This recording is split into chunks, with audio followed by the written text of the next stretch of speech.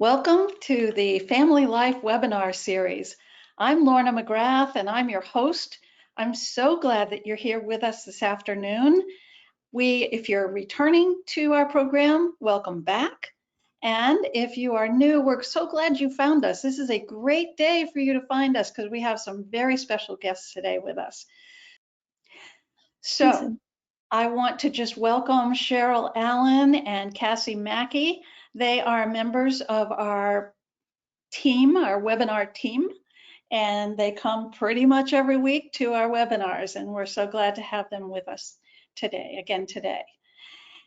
And now I am going to introduce our guests. And the author of the book, and I should hold that book right up for you folks. Look at this.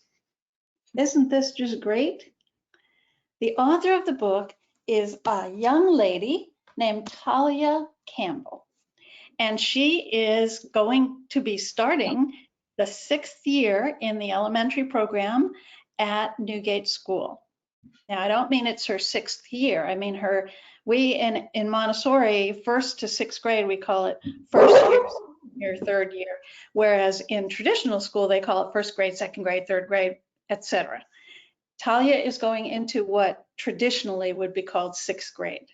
And that we also call upper elementary. She's been at Newgate since she was a very little girl.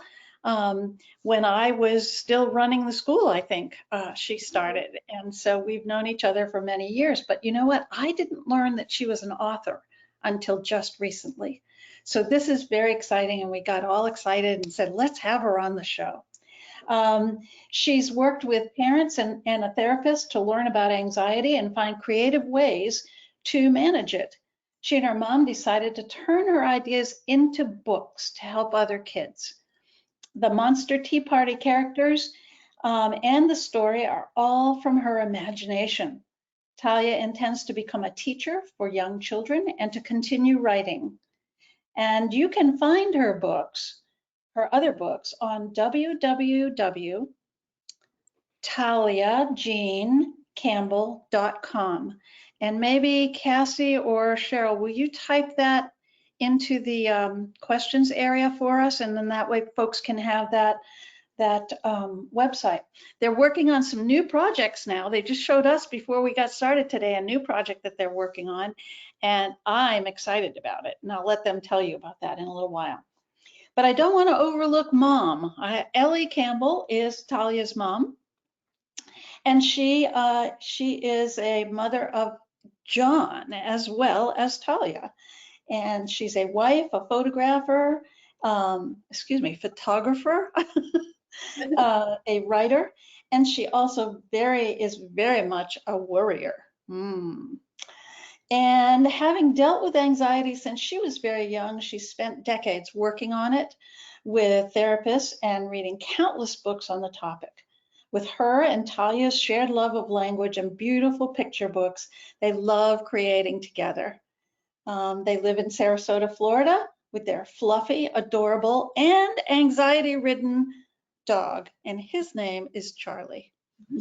So folks, we're so glad to have the two of you with us today. Thank you for spending some time with us and getting ready for this broadcast. I know that there are probably, families out there and children out there that also get anxious, get worried, and don't know what to do. Neither do their parents know what to do for them, nor do they know what to do. And so this is going to be very helpful to many families, I'm very sure, as we go about it today. So thanks for joining us. I see a couple of returning people. So we've got a couple of returning people with us today, and we're going to go ahead and get started. So Cheryl or Cassie, one of you want to start us off with a question?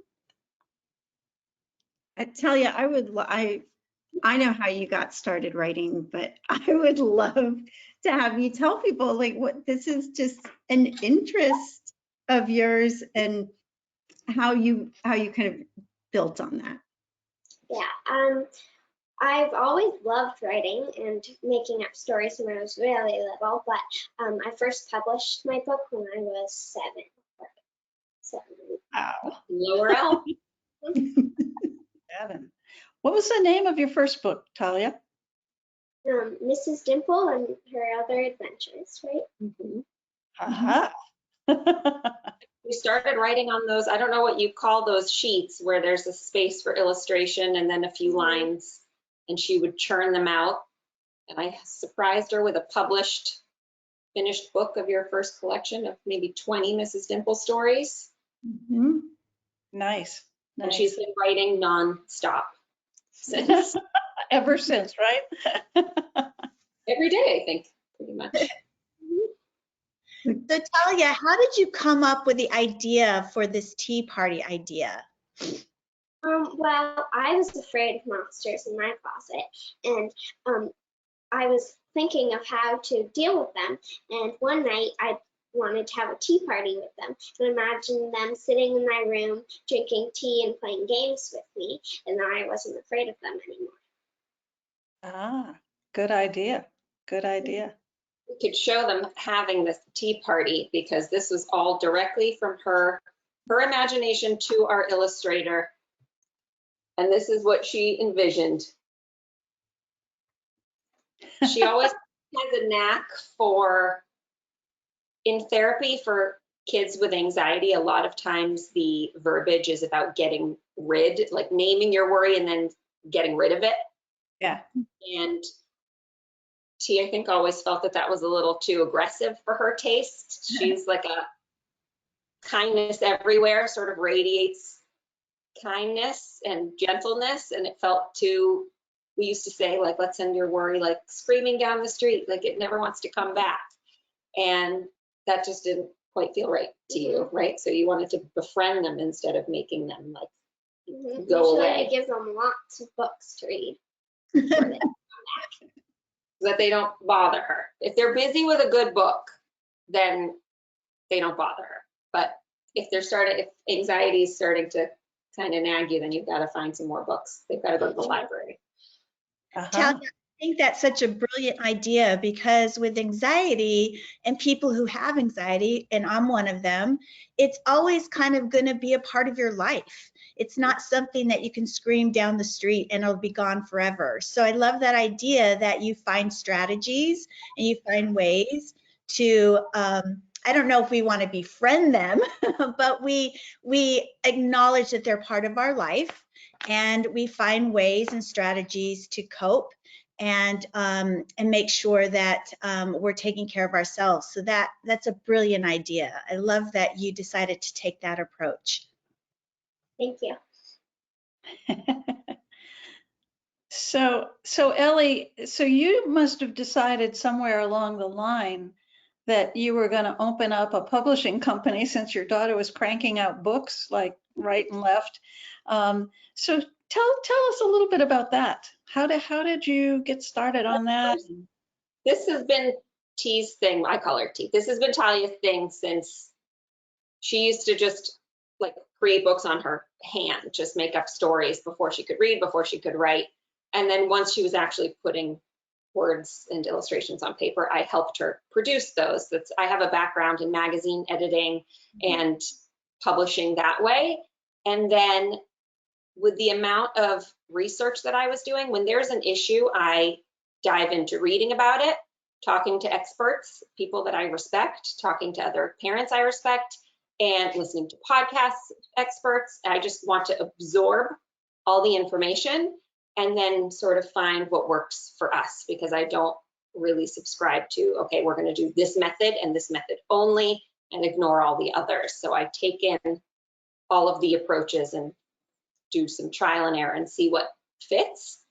And with all that research, a lot of it applied to us. And then I found that a lot of it was applying to friends. A lot of it was applying situations I would see on social media or see in person at school, or I would talk with teachers and get some incredible insight, and I wanted to share it. And with her therapist's encouragement, as she was developing unique and creative ways to deal with her anxiety, and I was reading more and more about it, she said, I'm seeing sort of books happening here and stories that need to be out there to help children and families.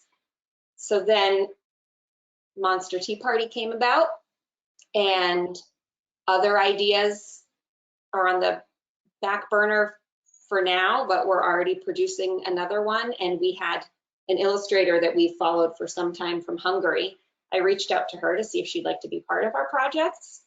And she's illustrated everything on our website. She's illustrated our book, our next product. And she studied psychology. She has anxiety. She used to draw characters having tea parties when she was little.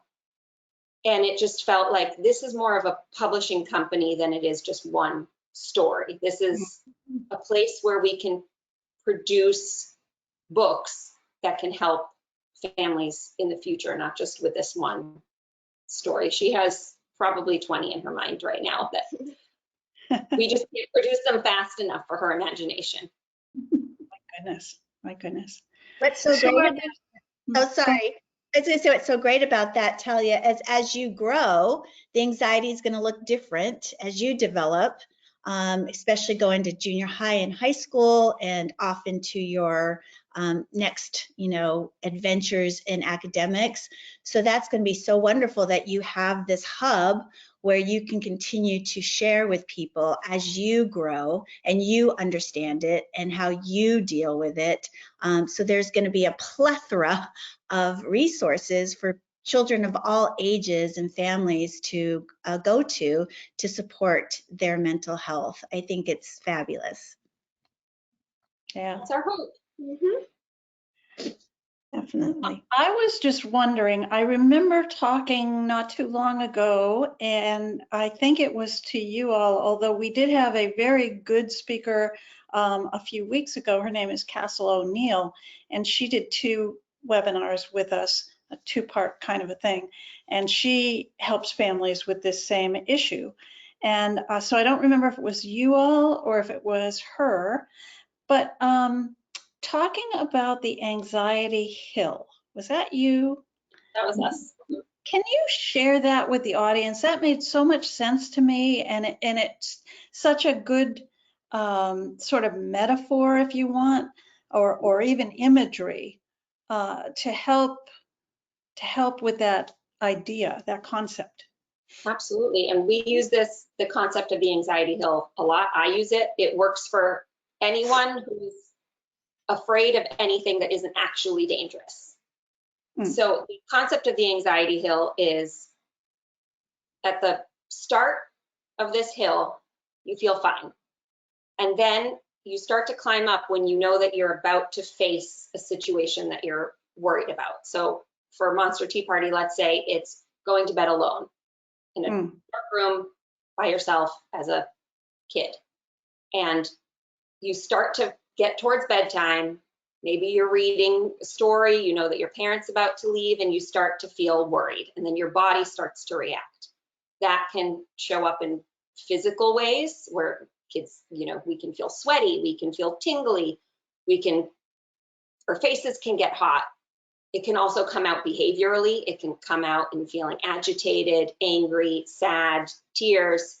And then at the top of the hill is when you are actively facing that situation. So in the story, Monster Tea Party, it would be facing the fear of being alone with the monsters in the closet. And where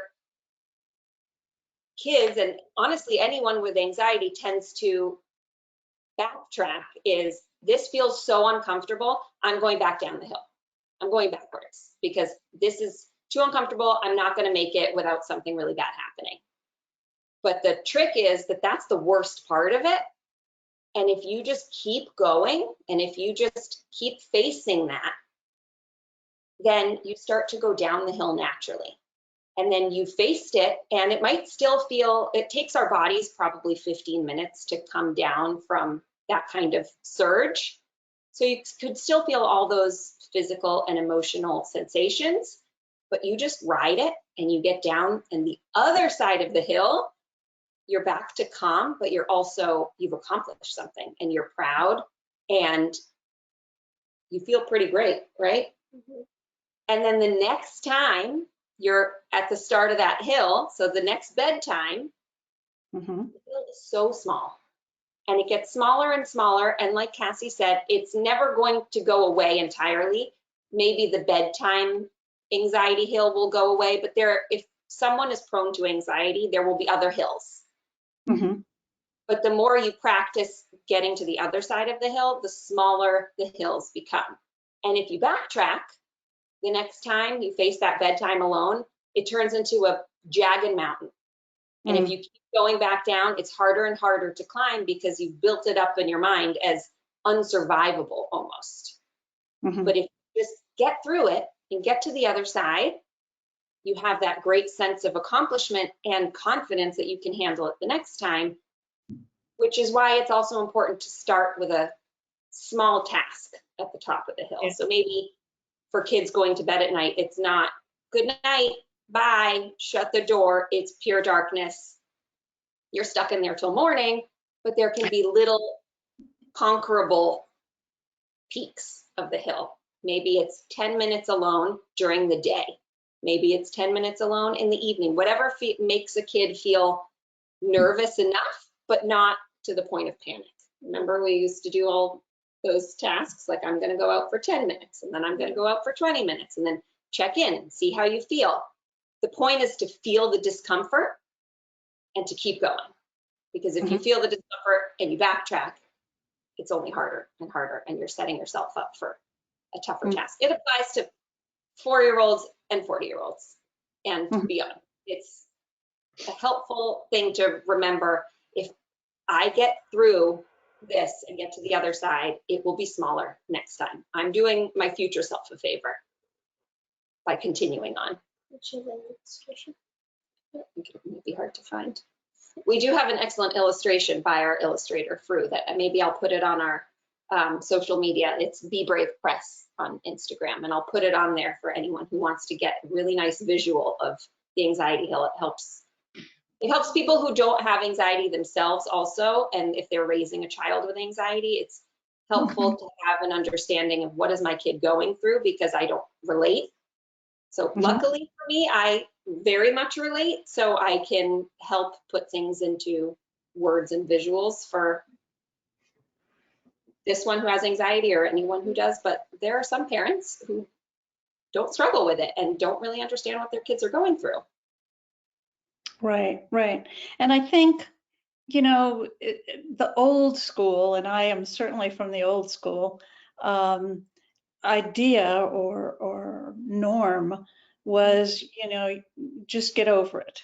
You know, and that's interesting, get over it. But you know, it was like almost poo-pooed in a way, you know, and parents didn't necessarily understand that this is a real thing, especially if they were parents who didn't experience it themselves.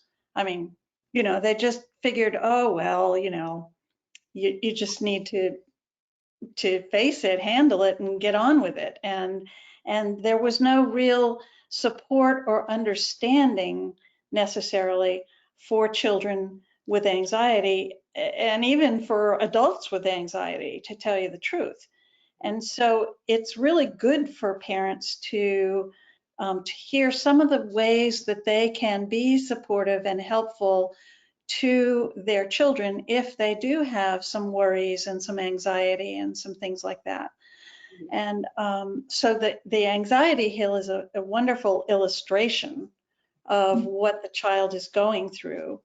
I think one of the things that it's important for parents to think about, or caregivers to think about, is, you know, really kind of validating the child's feelings, not just saying, oh, there's no monsters in this bedroom, you know. Rather than doing that, just validate the feelings. Yeah, it's kind of scary sometimes going to bed alone, especially, you know, if you have visitors in your bedroom, you know, but validating their feelings as they go through the discomfort, I think is a really important thing that parents can do to support their children so that they can get up that hill and get over the top. So what are some other thoughts that you all have? Well, I really like the book that Dad was more old school, wasn't really attention, and the monsters were afraid of him, so that's why he didn't see it. But then I won't share the twist, but Yeah. it turns out that he might understand more than he shares. Right. I And loved the fact that they were afraid of him too. They had anxiety as well. most people have a touch of it. Most people, and some struggle with it more than others, but most people, even parents who say, I don't struggle with anxiety, they can still relate to feelings when they were younger of feeling like something was a very big deal.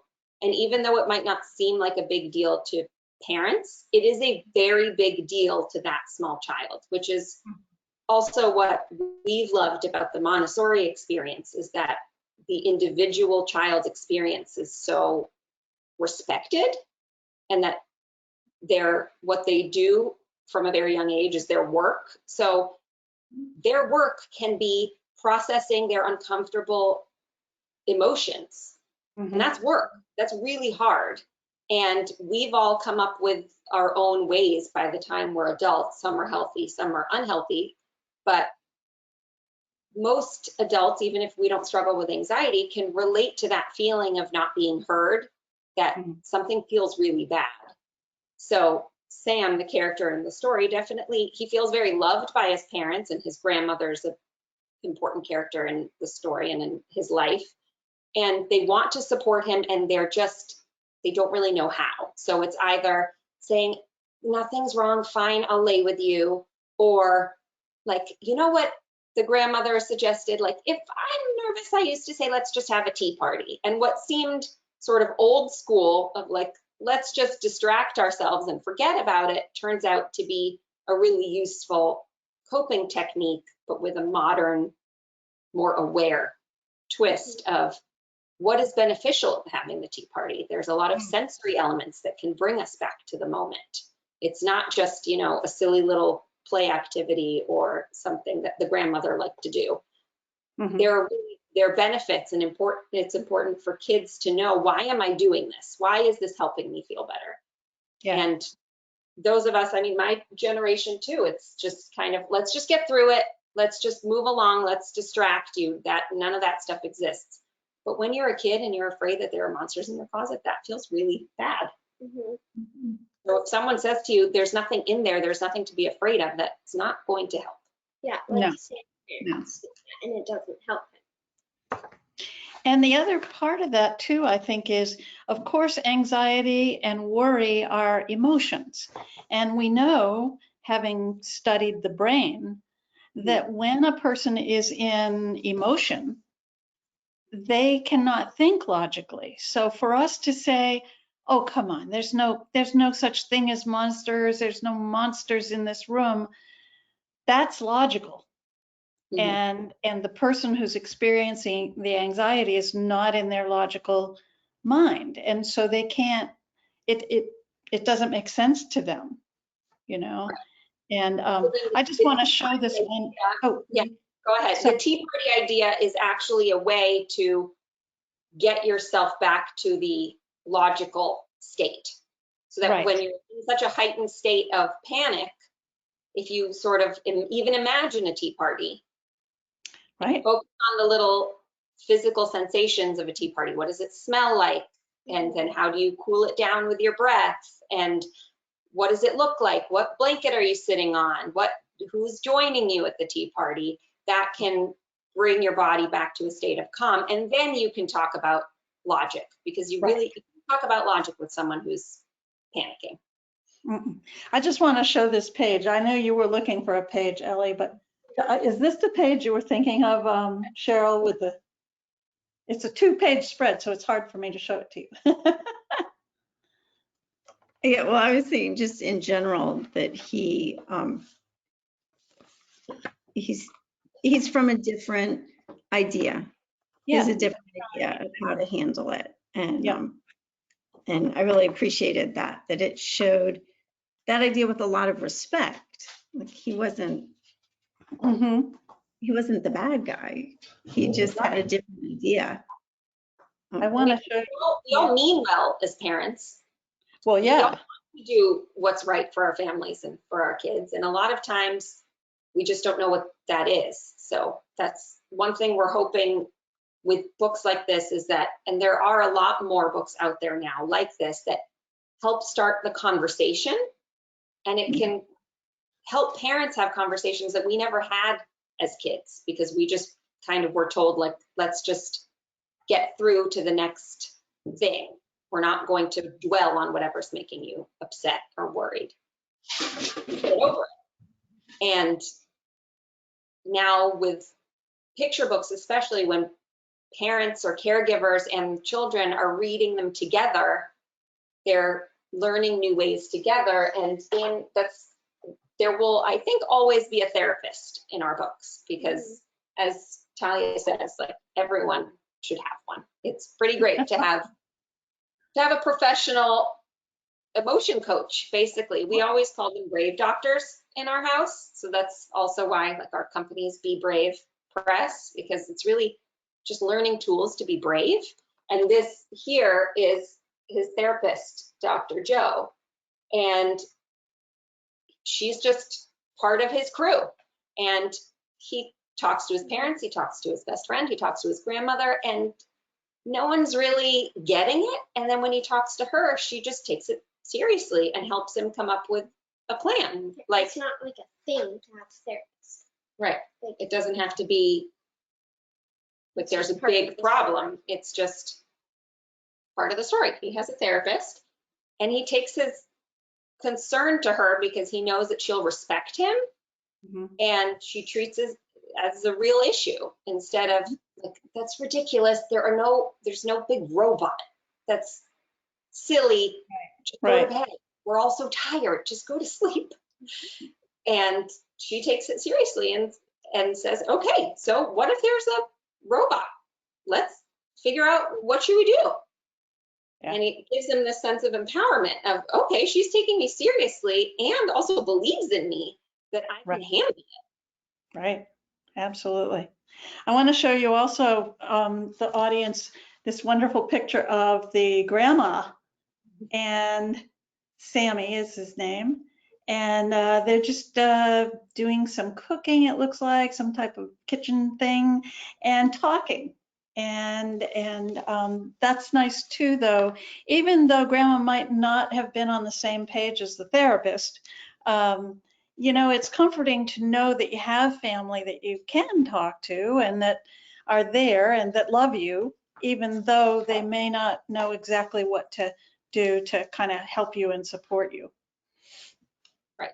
All of the adults in the kids' lives have different roles, and that's why, I mean, it's not, we weren't all born to be therapists. So we can have children. That doesn't mean that we know what child psychologists know. So we take our kids to pediatricians. Why not also take them to a therapist if there's something you need a hand with?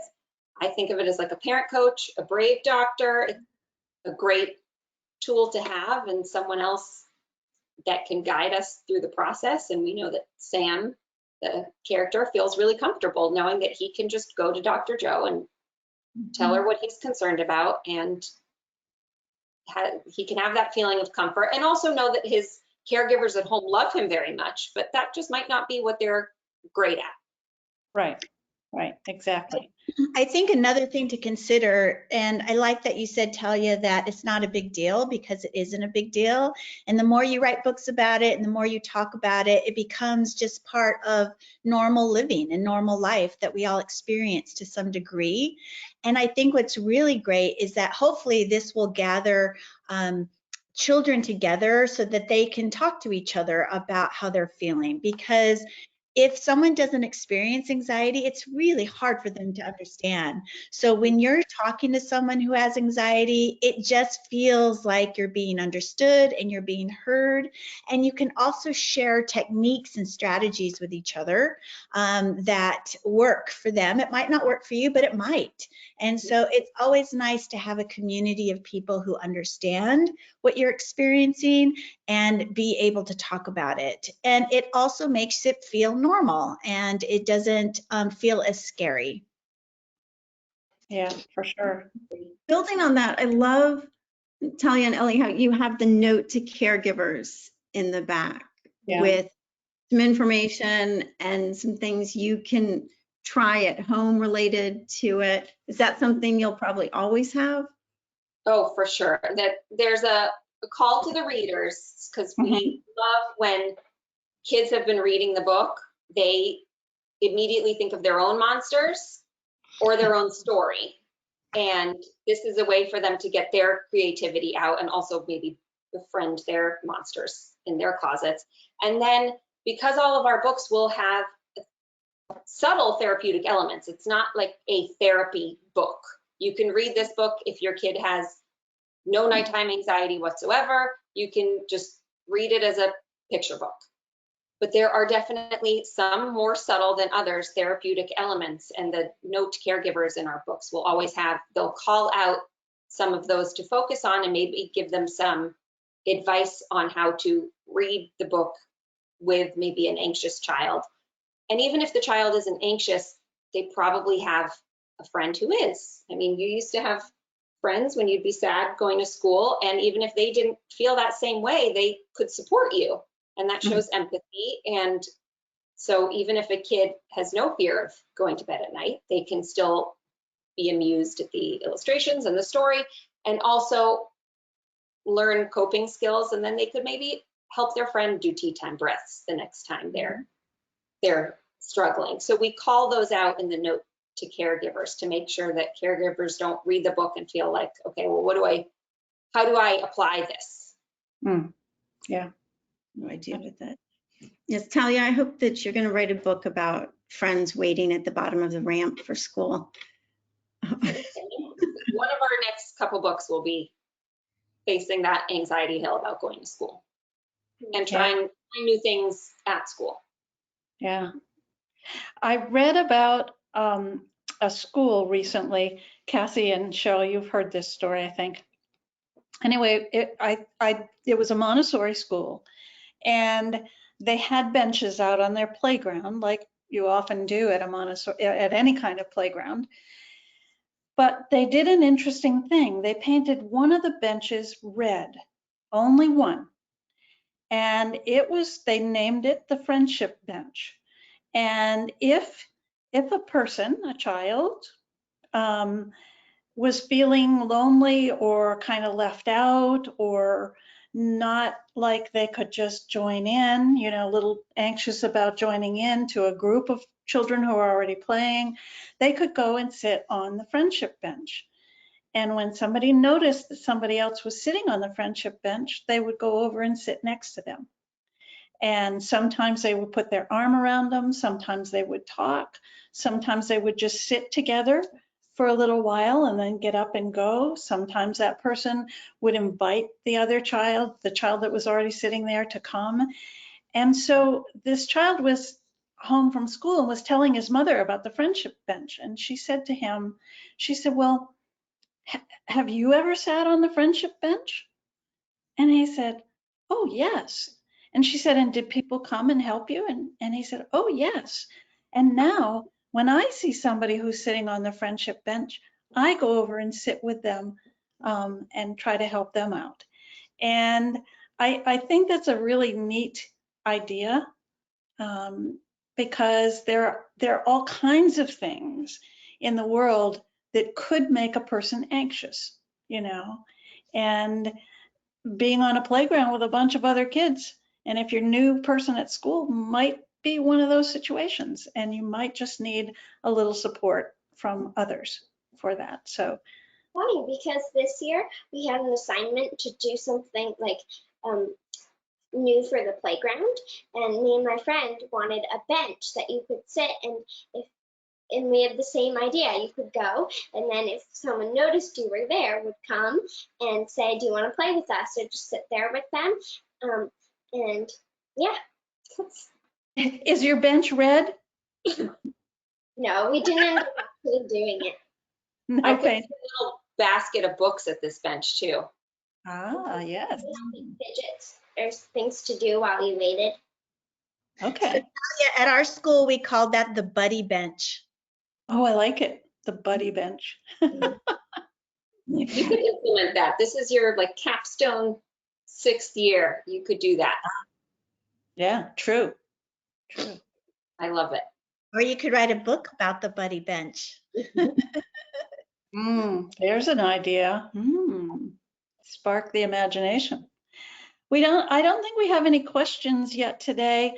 We have a couple of people there participating. If you have any questions for Talia or for her mom, please just go ahead and write it in now, because we do have a few minutes left, not too many. We've got just a few minutes left, and you don't want to miss out on this. We don't get to have Talia and her mom on every day. So please go ahead and write in questions if you have them. Cheryl and Cassie, anything else you want to ask before they leave?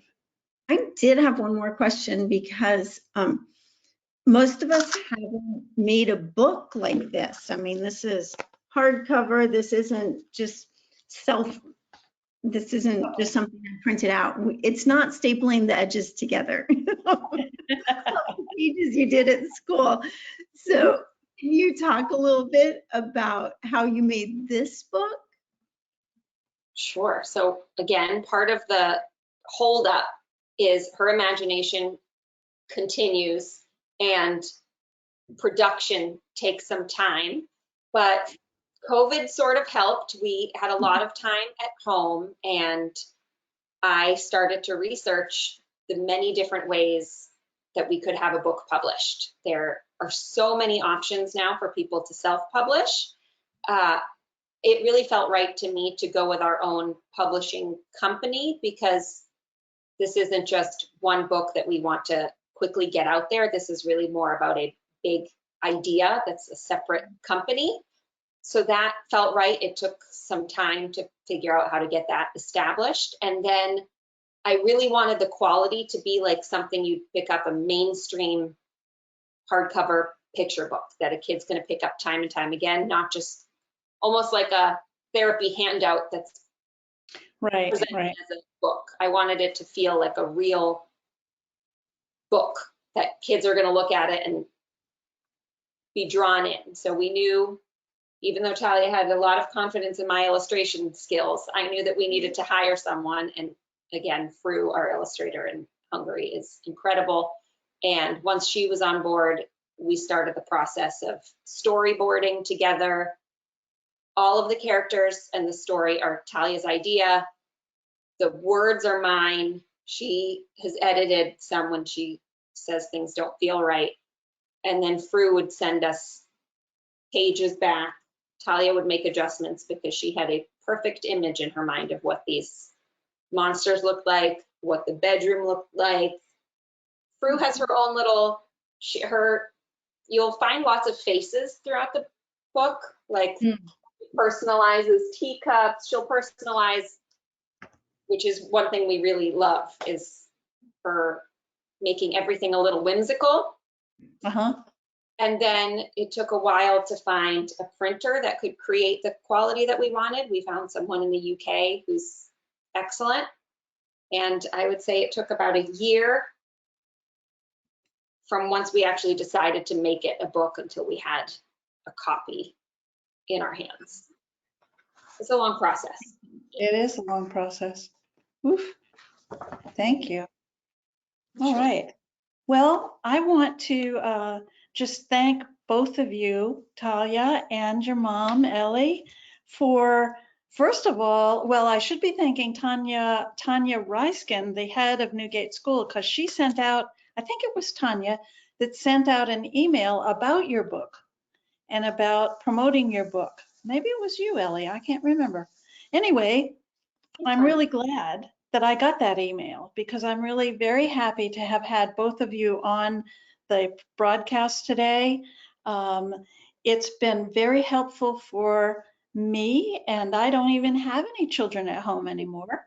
And I know that it's helpful for the caregivers and the parents that have shown up today and that will actually watch this on the Montessori Foundation website later on when they have time.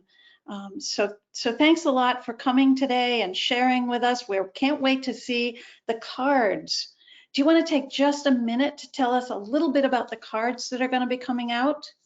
Sure. Our next product is, it's an anxiety toolkit for older kids, probably 8 through 14, Well, if depending. they're mature 4-year-olds. It's I see. probably For a already mature audience. Okay, good. discussed. They're emotionally intelligent already. For I think Yeah, it there you you could have started to read them, but it's a toolkit it's a collection of 50 cards to learn more about the science behind anxiety, and then to challenge yourself and dig a little deeper to sort of apply the science to your own self with some challenging tasks, and then also mindfulness techniques and distraction techniques. So like an all-encompassing anxiety toolkit. So if families aren't really understanding what their kids are going through, they can learn from them, but it's really directed towards the kids.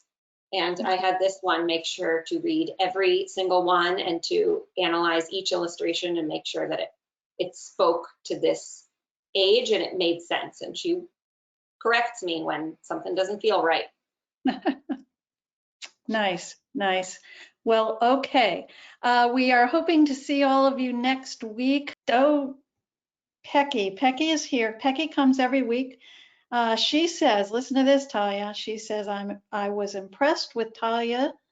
Keep it up, Talia. And thanks, Lorna, Cassie, and Charlie for a nice presentation.